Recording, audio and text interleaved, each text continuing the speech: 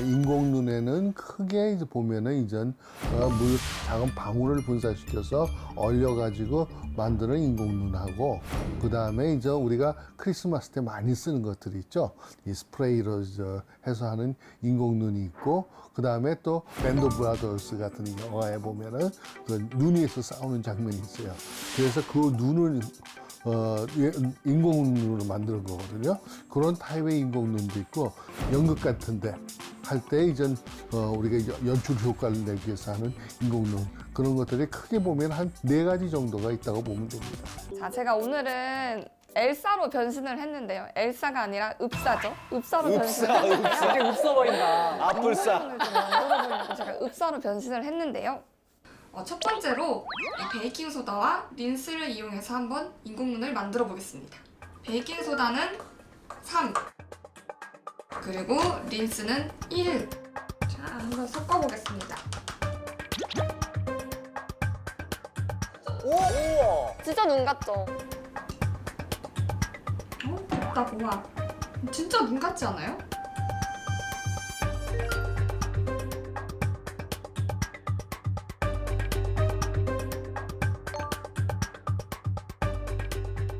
자, 두 번째 인공눈은 바로 설탕과 소금을 이용한 인공눈입니다.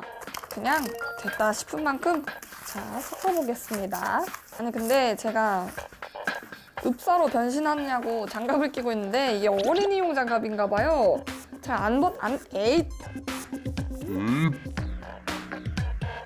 이 소금 설탕 눈 특징은 약간 눈의 결정 모양이 조금 살아있는 것 같아요.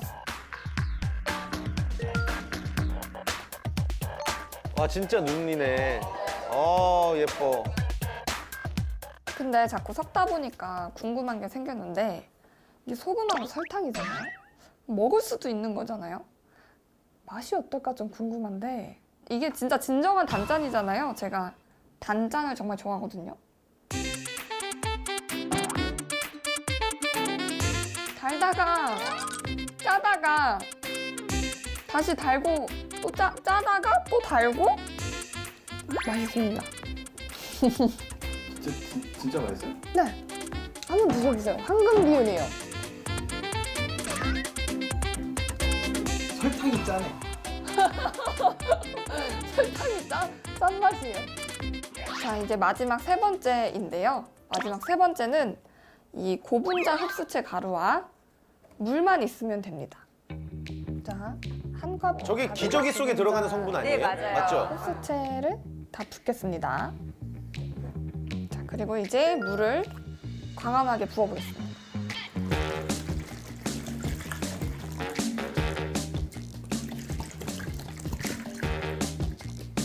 우와. 그러면 되게 진짜 눈처럼 됐네. 예쁘다. 저 차갑지가 않아요. 좀 차가웠어요, 좀 근데. 차가워요. 네. 훨씬 더 눈 같아요. 이거는 진짜 눈 같다, 이게. 이거 느낌도 되게 눈 같거든요. 고흡수성 수질이기 때문에 물을 부으면은 이게 팽창을 하면서 눈 모양처럼 이제 만들어지는 겁니다. 여기는 미끈미끈 물이 포함되기 때문에 굉장히 미끈미끈한 성질도 갖고 있어요. 실제 이전 실내 스키장 같은 데서는 이전 이런 식으로 이런 인공눈을 가져와서 사용하기도 합니다.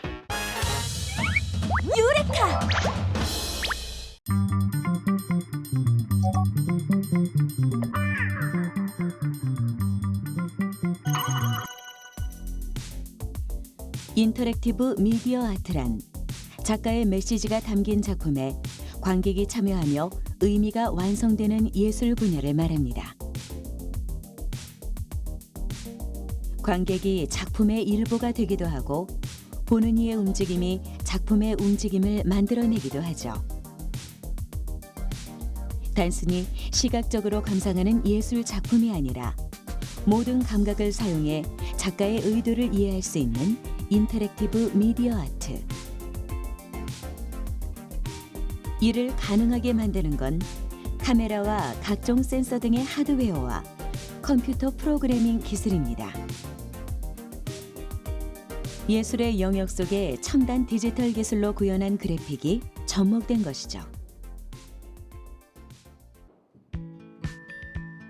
전성과 못, 각종 공구 사용이 필수적인 인터랙티브 미디어 아트. 작품의 위치를 선정하고 관련 기자재를 설치하는 건 관객과 작품의 반응 거리를 설정하는 중요한 작업이기도 하죠. 작품을 구성하는 부품들을 살펴보면 예술 작품이기 이전에 적외선 카메라와 각종 센서들을 종합해 놓은 특수 장치와 흡사한데요. 물리적 움직임을 시각적으로 구현해내는 작업은 작가에게 많은 역량을 요구합니다. 공학자이자 물리학자, 그리고 프로그래머로서의 시선이 작품을 만드는데 반드시 필요하기 때문이죠.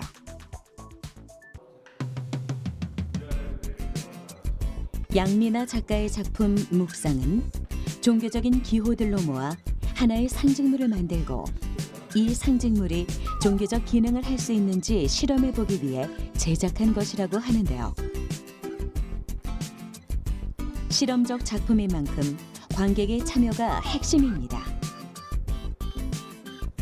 관객이 취하는 동작을 감지해 영상으로 보여주는 작품.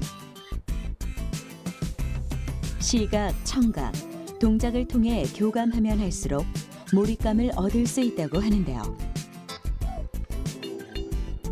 이렇듯 작가의 의도와 관객의 참여가 맞물렸을 때 21세기형 예술, 인터랙티브 미디어 아트의 진가가 발휘되는 것이겠죠. 유레카!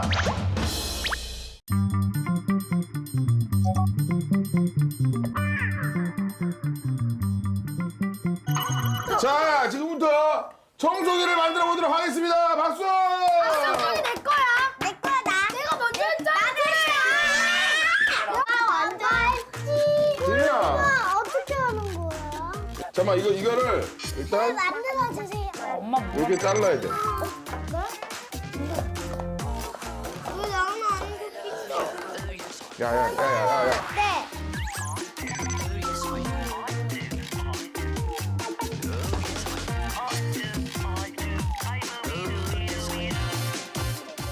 뚫린다는데.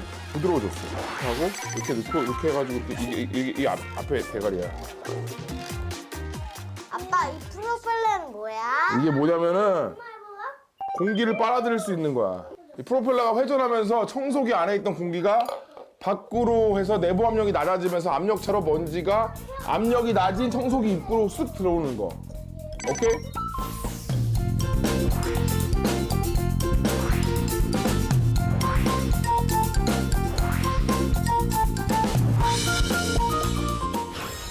이거 잡고 있어봐, 이렇게. 이렇게요? 어. 와우, 이건 정말 재밌는 거. 딱 맞게 자른다고? 어느 정도? 아니, 테이프로 붙여줄게. 불안한데. 뭐가 그래? 하나 더 있잖아. 괜찮아.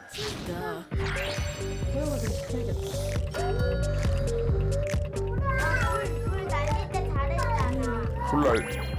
불 날 때가 뭐야? 여보, 이거 당신 이거 해봐. 왜? 잘했어. 아무거나 해도 돼. 맞아. 프로펠러를 넣고 됐지? 이렇게 하고 여보 그거 했어? 시원한 거 같아. You sing seven shades of cold. 시간이 낫지. 안 그러면 이게 안 되니까. 와, 진짜 비주얼. 오늘 손잡이 잘 만들었지? 손잡이 잘 만들어서?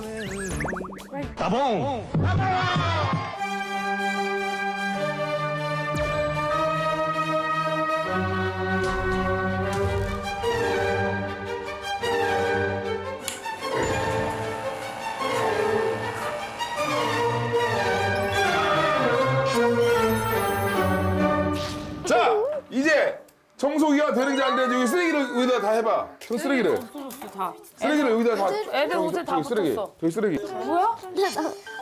소리야? 그게? 뭐야? 여기다.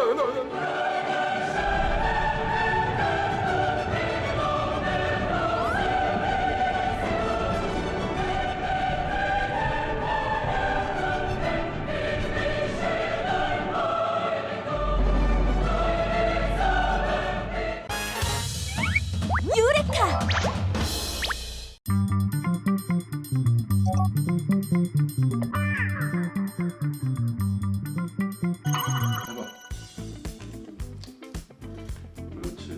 디지털 시대는 우리에게 편리한 삶을 선물해 주었지만 그 이면에는 어두운 그림자가 자리 잡고 있습니다. 각종 디지털 기기가 소형화되고 스마트화됨에 따라 타인의 신체를 동의 없이 촬영하거나 유포하는 디지털 성범죄가 증가하고 있는데요. 확산 속도가 빠른 인터넷의 특성상 개인이 모든 부정 게시물을 삭제하는 데에는 한계가 있기 때문에 이를 전문으로 하는 디지털 장의사가 4차 산업혁명 시대의 유망 직종으로 거론되고 있죠. 처음 디지털 장의사는 고인의 온라인 흔적을 지우는 것으로부터 시작했지만 그 역할에 조금씩 변화가 생기고 있습니다. 지우고 싶은 부끄러운 과거가 있거나 거짓 사실에 시달리는 이들의 게시물을 삭제해 평판 관리에 도움을 주는 거죠.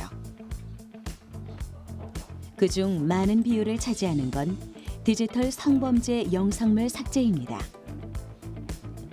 최근엔 빅데이터 분석을 통해 업로드된 게시물을 찾아내고 해당 사이트에 삭제를 요청하는 방법을 병행하고 있는데요. 정확한 키워드를 선택하고 결과를 분석할 수 있는 능력이 필요하다고 합니다. 상당하게 지금 그 게시판 디지털 장의사는 게시물 삭제 의뢰가 들어오면 삭제 요청에 적용할 수 있는 법률에 관해 의논하는데요. 이때 유의할 점이 있다면 의뢰 내용이 특정 사실을 은폐하려는 목적은 아닌지, 게시물의 삭제로 인해 특정 여론이 형성될 가능성이 없는지 확인하는 것이 중요하다고 합니다. 온라인 게시물 삭제가 양날의 검으로 작용할 수 있음에 유의하고 올바른 윤리적 판단에 의거해 일하는 자세가 필요한 겁니다. 디지털 장의사는 최근 다양한 디지털 범죄 문제가 불거지며 그 필요성이 날로 높아지고 있는 직업군인데요. 하지만 관심도에 비해 시장의 규모는 협소한 실정입니다. 이는 디지털 장의사라는 분야가 더 크게 성장할 수 있는 블루오션이라는 의미이기도 한데요. 디지털 시대의 그림자로 인해 등장했지만 그 기술을 활용해 현대인의 걱정을 덜어주는 디지털 장의사. 앞으로의 성장을 기대해봐도 좋을 것 같습니다. 유레카!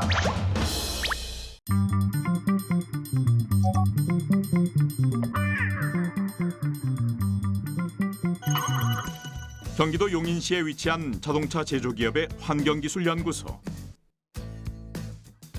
수소 전기차의 내부 모형과 부품이 전시되어 있는데요. 이곳은 세계 최초의 양산형 수소차 모델을 개발한 곳입니다. 최근 선풍적인 인기를 끌고 있는 2세대 수소차 모델 역시 이곳에서 탄생했는데요. 98년도 처음에는 선진 기술을 도입하여 공부하는 스터디부터 시작을 해가지고 궁극적으로는 2013년도에 세계 최초의 수소 연료 전지 자동차를 출시를 하게 되었고요. 그 뒤로 5년 이후인 2018년도에는 지금 흔히 보실 수 있는 넥소, 수소 연료 전지 전용차인 넥소를 개발해서 출시하게 되었습니다. 우리나라의 수소 전기차는 이미 글로벌 시장에서 높은 평가를 받고 있습니다. 국내외 다양한 검증을 통해 주행 능력, 안전성 등을 입증하며 뛰어난 경쟁력을 보여주고 있는데요. 그렇다면 수소 전기차는 어떻게 도로를 달리는 걸까요? 수소 전기차는 자동차 내부의 수소 저장 탱크에서 나온 수소와 공기 중의 산소가 만나 일으키는 화학 반응을 활용하는 것인데요. 수소 전기차의 핵심은 전기 에너지를 얻을 수 있는 연료 전지라고 할 수 있습니다. 즉, 연료 전지에서 생성한 전기 에너지로 모터를 구동해 자동차를 움직이는 거죠. 또 부산물로는 순수한 물만 발생시킨다는 점에서 기존의 자동차와는 차이가 있습니다. 수소 연료 전지 자동차의 가장 큰 특징이라고 하면 배출가스를 전혀 배출하지 않는다는 점입니다. 수소 연료 전기 자동차는 오직 물만 배출하게 되어 있습니다. 일반적으로 배터리 전기 자동차에 비해서 수소 연료 전기 자동차는 한 번 주행하는 데 필요한 에너지를 충전하는 데 걸리는 시간이 5분 남짓으로 짧기 때문에 배터리 전기 자동차보다 강점을 가지고 있고요. 그다음에 한 번 에너지를 주입하고 나서 달릴 수 있는 거리가 배터리 전기 자동차보다 월등히 높기 때문에 수소 연료 전기 자동차가 시장에서 각광을 받고 있습니다. 특히 수소 전기차는 주행 중 오염물질 배출량의 저감을 넘어 대기를 정화하는 효과가 있어 달리는 공기청정기로 불리기도 하는데요. 그렇다면 수소 전기차는 어떤 원리로 대기의 공기를 정화하는 걸까요? 앞서 말한 대로 수소 전기차의 연료 전지는 수소와 산소의 결합을 통해 전기 에너지를 일으키는데요. 연료 전지 투입을 위해 가장 중요한 것은 높은 순도의 깨끗한 수소와 산소입니다.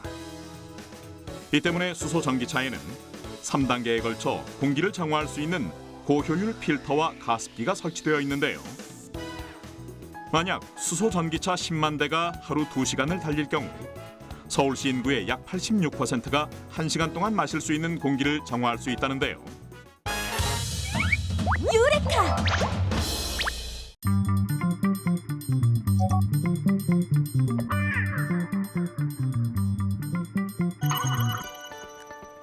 세월의 흔적이 묻어나는 책들.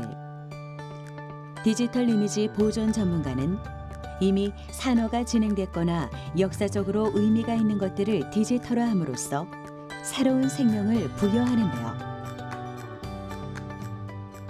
자료를 훼손하지 않고 데이터베이스화하는 방법을 고민하는 것에서부터 디지털 이미지 변환이 시작됩니다.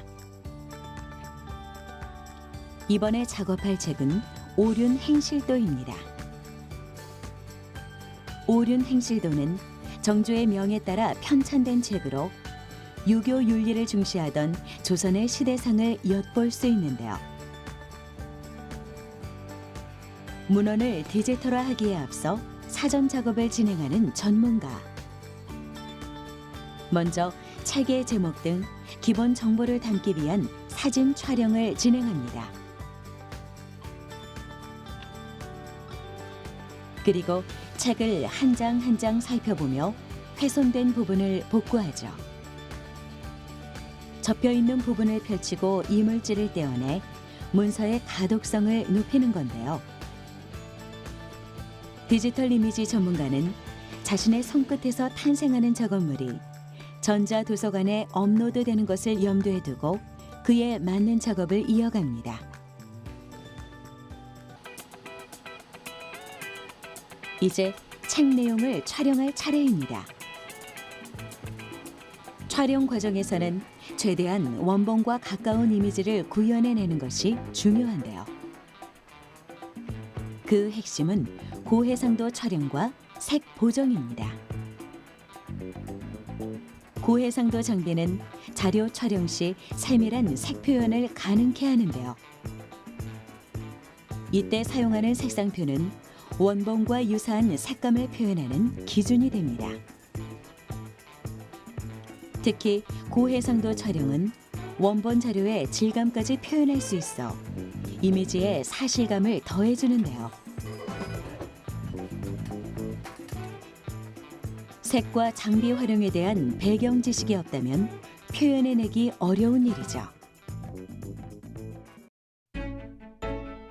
전문가의 직관과 경험으로 만들어낸 디지털 이미지. 고품질의 이미지는 온라인 서비스를 넘어 실물 자료를 영구 보존할 수 있는 밑거름이 되어줍니다. 자료 보존에 변화의 바람을 불러온 것이죠.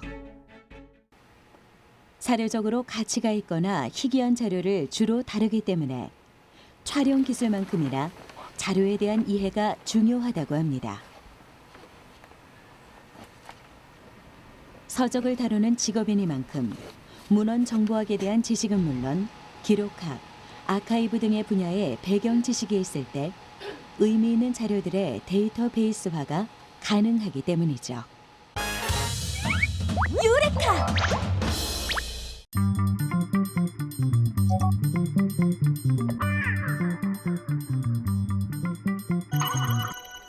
경기도 양평군 지평면 소재 조그만 시골 마을의 언덕 위에는 구둔역이라는 조그만 간이역이 있다.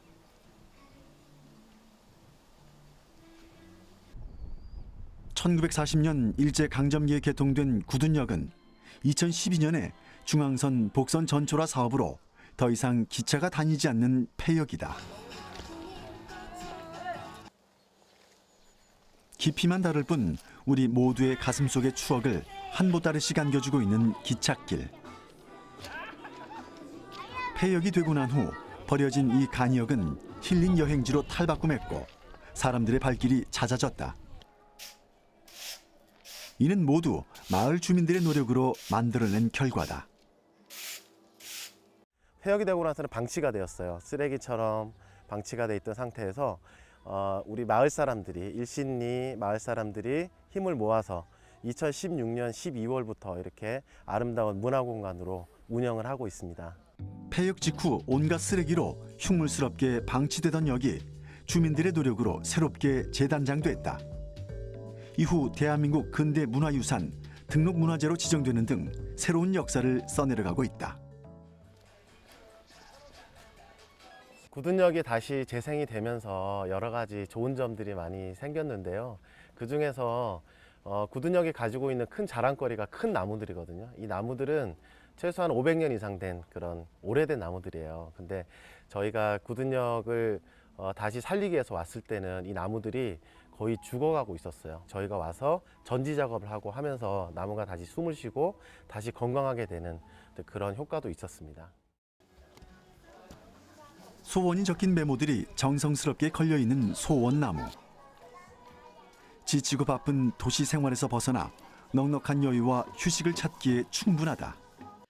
기존의 교통시설로 이용하던 역이라는 것은 사람들이 모이고 흩어지고 이동하는 수단으로서 그다음에 사람들이 모이는 중요한 공간, 생활 공간이었었고 교통공간을 이용을 하는 곳이었습니다. 도시 발전과 사람들의 생활에 중요한 어떤 시설로서 자리를 잡고 있었던 곳인데 이게 이제 폐역이 되면은 자칫 이제 그 지역의 어떤 여러 가지 상권이 저하될 수도 있고 그런 측면이 있지만 이 폐역을 어떻게 활용하냐에 따라서 다시 이제 최근에 어떤 문화 복합 시설이라든지 주민을 위한 어떤 시설을 만들어 주면서 그 지역의 활성화도 할 수 있는 좋은 어떤 가치를 갖고 있는 잠재력을 갖고 있는 부지라고 생각을 하고 있습니다. 이처럼 각지에서 폐역, 폐선 부지를 휴식 공간이나 관광 자원으로 만드는 사업이 활발하게 진행되는 이유는 폐철도 시설 활용으로 얻을 수 있는 이점이 많기 때문이다. 폐역, 폐철도를 그대로 내버려두면 도심 미관을 해치고 우범 지역으로 전락할 우려가 있다. 하지만 공원 등의 공간으로 조성하면 미관과 환경을 살리는 동시에 휴식, 레저 공간 확충 등의 다양한 효과를 얻을 수 있다. 또 쇠퇴하는 도시의 재생과 아스팔트로 둘러싸인 도심 생태계를 복원한다는 장점도 있다.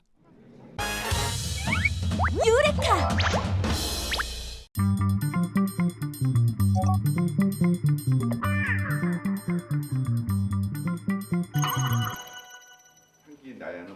한국전자통신연구원의 감성 상호작용 연구실. 이름을 통해서 어떤 일을 하는지 쉽게 짐작하기 어려운데요. 서로 의견을 나누며 아이디어를 모으고 있는 이들은 사람의 오감을 자극해 새로운 경험을 선사하는 오감 콘텐츠 개발자입니다. 오감 콘텐츠란 센싱 기술, 그래픽 기술 등을 통해 사람의 오감을 자극하는 콘텐츠를 말합니다.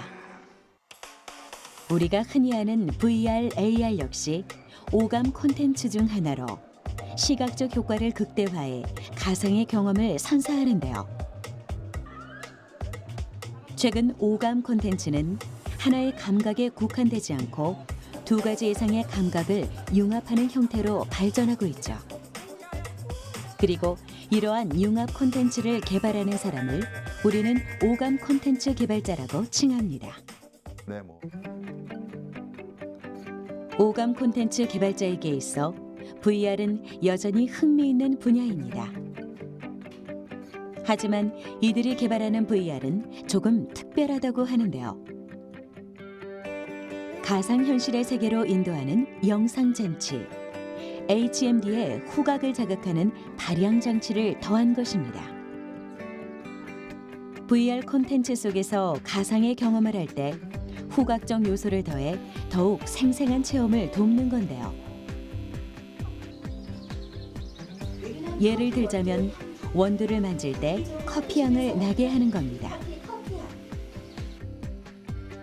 가상현실 환경에서 어떤 물체를 바라보는 방향 등을 계산해 향의 농도를 조절하는 원리를 적용한 것이죠.